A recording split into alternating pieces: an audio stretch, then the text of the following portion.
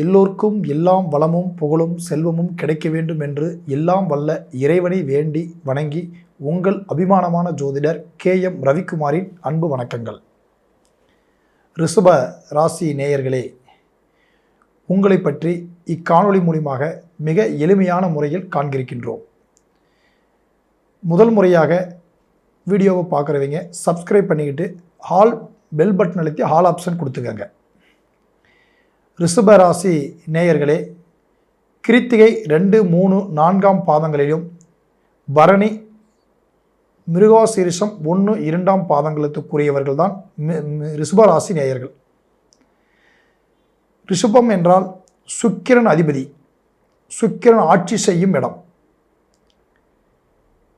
மாற்றத்தையும் விரும்பாதவர்கள், அவர்களுடைய தோற்றம், அவருடைய குணாபிஷேகங்கள், அவர்கள் பொறுத்தளவுக்கும் அவர்கள் பிரச்சனை நோக்கி செல்ல மாட்டார்கள். பிரச்சனைனாவே அவங்களுக்கு அவாய்ட் பண்ணிடுவாங்க. நாம் நிலையான வாழ்க்கை முறையில் குழப்பம் இல்லாத வாழணும், குழப்பத்தை நோக்கி நாம் பயணம் செலுத்தக்கூடாது அப்படின்றதில் அவங்க மிகவும் தெளிவாக இருப்பாங்க. அதே போல் மிகவும் அழகியான வார்த்தைகள், ஒரு வார்த்தை பேசுகிறதுல மிகவும் தெளிவாக இருப்பார்கள். அவர்களுக்கு வார்த்தை கொண்டு அவர்களுக்கு நண்பர்கள் வட்டாரம் நிறையாக இருக்கும். இந்த ராசியில் உள்ளவர்களுக்கு ஃப்ரெண்ட்ஷிப்பு, நண்பர்கள் அதிகமாக இருப்பார்கள். இவர்களுடைய குணாபிஷேகம் பொறுத்தளவுக்கும் இவங்க டக்குன்னு எடுத்துமா கமுத்தமானு சொல்லிட்டு ஒரு காரியத்துக்கு இவங்க போக மாட்டாங்க. ஒரு முறைக்கு 4 முறை சிந்திப்பார்கள். இதில் நமக்கு ஏதாவது பிரச்சனை வருமா, இந்த வழியில் போனால் நமக்கு அது கரெக்டாக தப்பா அப்படின்றத அவங்க ஒரு முறைக்கு 4 முறை யோசிச்சுட்டு தான் அவங்க அந்த காரியத்தில் இறங்குவாங்க. ஏன்னா ஒரு குழப்பத்திலேயோ இல்லை ஒரு பிரச்சனையிலையோ நம்ம சிக்கக்கூடாது, நம்ம இருக்கிறத வச்சு கூட வாழ்ந்துடலாம், இருக்கிறத கொண்டு நம்ம பெருமைப்படுத்திக்கலாம் அப்படின்றத கூட நம்ம தெளிவாக இருக்கலாமா ஒழிஞ்சு நம்ம புதுசாக ஒன்று போய் பேசி ஒரு பிரச்சனை நம்ம வரக்கூடாதுன்னு சொல்கிறதுல இவங்க எப்பயுமே கவனமாக இருப்பாங்க.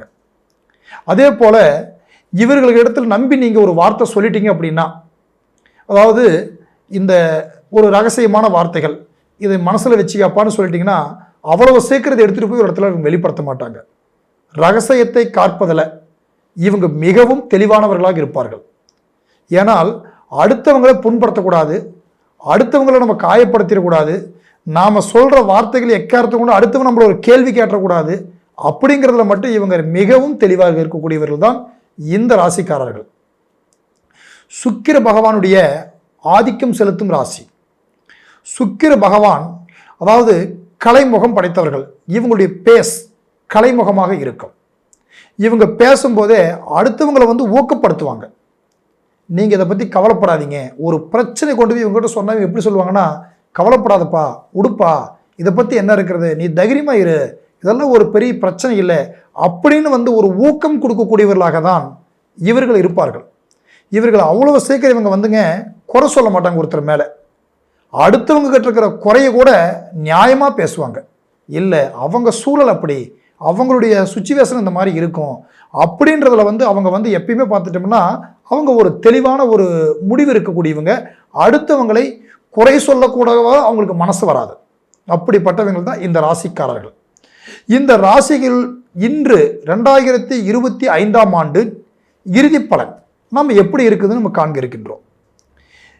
2025ஆம் ஆண்டு அதாவது தமிழ் விசுவாச வருடம் கார்த்திகை 1 முதல் மார்கழி 16ஆம் தேதி வரை இவங்களுக்கு எப்படி அமையும், எந்த மாதிரி நமக்கு தொழில் அமைஞ்சு வரும், நாம் இதுவரைக்கும் நம்ம என்னென்ன சந்திச்சிருக்கிறோம், இனிமேல் நம்ம எப்படி இருக்கோம் அப்படின்றது தான் இப்போ நம்ம முக்கியமாக நம்ம பார்க்கறதுக்காக பேசிகிட்டு இருக்கிறோம். காரணம், நீங்கள் முன்ன நான் சொன்ன மாதிரி எல்லாத்துக்கும் நீங்கள் நல்லது தான் செஞ்சுருப்பீங்க. ஆனால் உங்களுக்கு சில பேர் கெட்டது பண்ணியிருப்பாங்க. அந்த கெட்டதால் நீங்கள் மன உளைச்சலையும் குழப்பங்களையும், உங்களுடைய தொழில், உங்கள் சொந்த வேலைகளை நீங்கள் விட வேண்டிய ஒரு சூழலும், அடுத்தவங்களுக்காக நம்மளுடைய டைம் வேஸ்ட் பண்ணி அவங்களுக்காக போராடி கூட அதில் நல்ல பேர் கிடைக்கலையேங்கிற வருத்தம் உங்களுக்கு நிறைய இருக்கும்.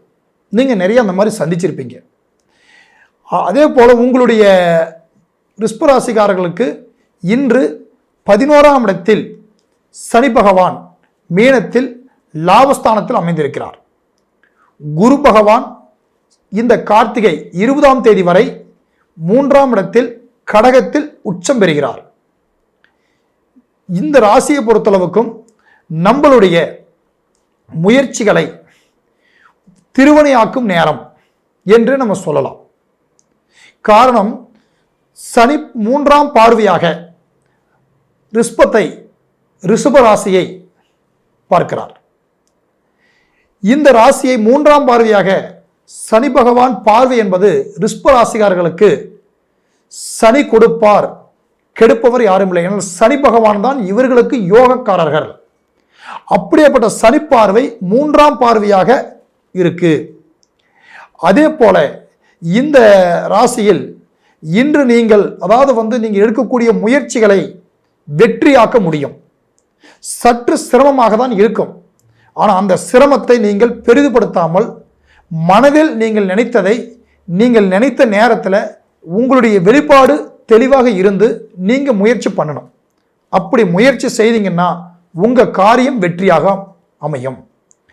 அதுபோல உங்களுடைய இந்த ராசியில் பிறந்தவர்களுக்கு இன்று திருமண பாக்கியம், குழந்தை யோகங்கள், இல்லை உடன் பிறந்தவர்கள் இவங்கெல்லாம் எப்படி இருப்பாங்க அப்படின்னு பார்த்துட்டோம்னா, உடன் பிறந்தவர்களால் சில சலிப்புகள் வந்திருக்கும், கசப்புகள் வரும். எல்லாம் ஒன்றா இருந்தவங்க கூட சில நேரத்தில் விலகி நிற்க வேண்டிய ஒரு சூழல் கூட வந்திருக்கலாம். அதனால் உறவுகள் கொஞ்சம் கசப்பான ஒரு தன்மை ஏற்பட்டிருக்கும். அந்த சூழல் மாறும் காலமும் இனி வருங்காலத்தில் வரும். ஏன்னா உங்களை பற்றி புரிஞ்சுக்குவாங்க. நீங்கள் அவங்கள விட்டு இன்னைக்கு விலகி கூட நிற்கலாம். ஆனால் நீங்கள் பக்கத்தில் இருக்கும்போது உங்களுடைய அருமை அவங்களுக்கு தெரிஞ்சிருக்காது. இப்போ நீங்கள் விலகி நிற்கும் போது உங்களுடைய அருமை கண்டிப்பாக அவங்களுக்கு புரியும்.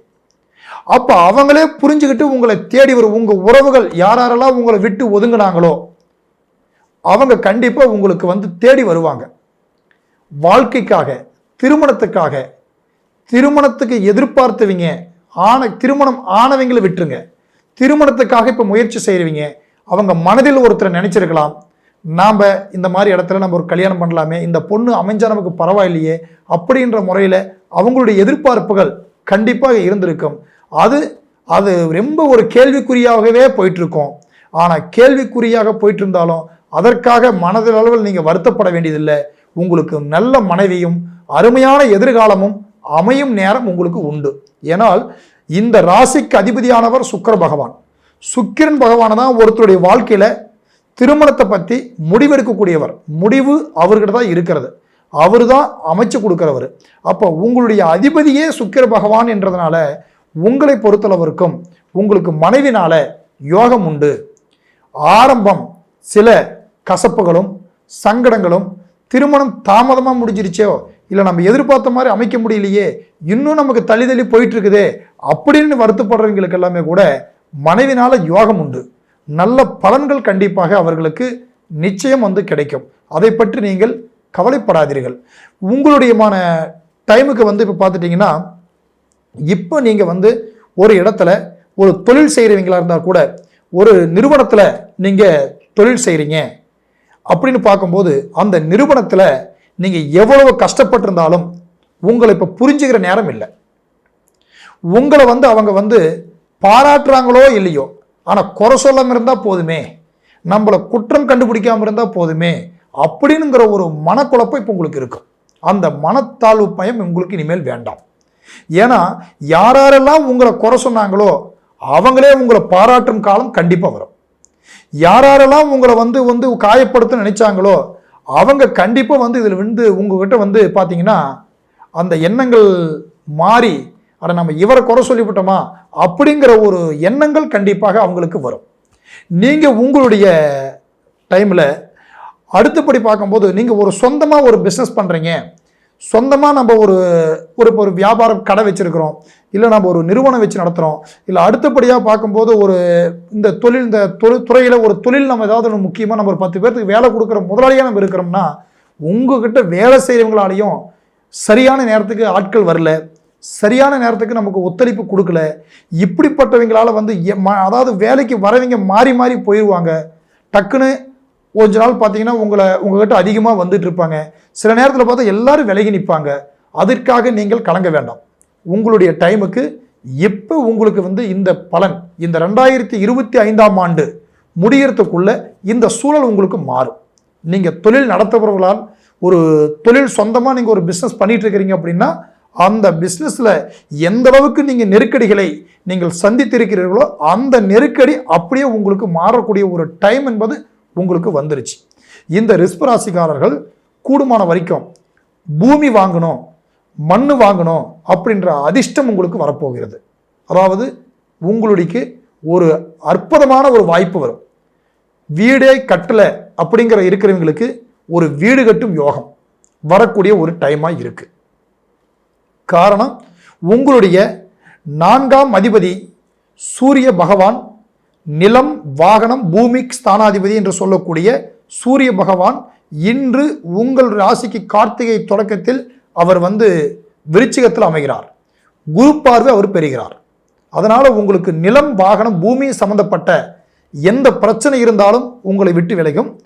புதுசாக நீங்கள் ஒன்று வாங்கணுங்கிற ஒரு எண்ணம் இருந்தாலும் உங்களால் வாங்க முடியும்.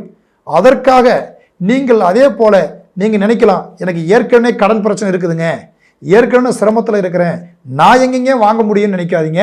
கண்டிப்பாக உங்களுக்கு அதுக்கான வாய்ப்புகள் கிடைக்கும். அப்படி ஒரு நெருக்கடியில் இருக்கிறவர்களுக்கும் இந்த ரிலீஸ் ஆகி நல்ல மனநிலைக்கு வந்து தெளிவான எண்ணங்களுக்கு நீங்கள் வரக்கூடிய வாய்ப்பு உங்களுக்கு கிடைக்கும். தொழில் ரீதியாகவும் மற்ற ஃபேமிலி ரீதியாகவும் உங்களுக்கு இருக்கிற கஷ்ட நஷ்டங்கள் அனைத்து ஒதுங்கும் காலம் இந்த 2025ஆம் ஆண்டு இறுதி பலனாக உங்களுக்கு நற்பலனையே கொடுத்துக்கிட்டு இருக்குதுங்க. இது வரைக்கும் நம்ம பார்த்தது ஒரு பொது பலனாக நாம் ரிஷபராசி பற்றி நம்ம காண்க இருக்கிறோம். உங்களுக்கு உங்களுடைய சுய ஜாதகத்தை நல்லா ஆலோசித்து ஜாதகர் இடத்துல பாருங்கள். உங்களுக்கு ஏதாவது ஒரு சந்தேகம் இருந்தால் கீழே எங்களுடைய நம்பர் இருக்குது, நீங்கள் கால் பண்ணி எதுவாக இருந்தாலும் கேட்டுக்கோங்க. நன்றி, வணக்கம்.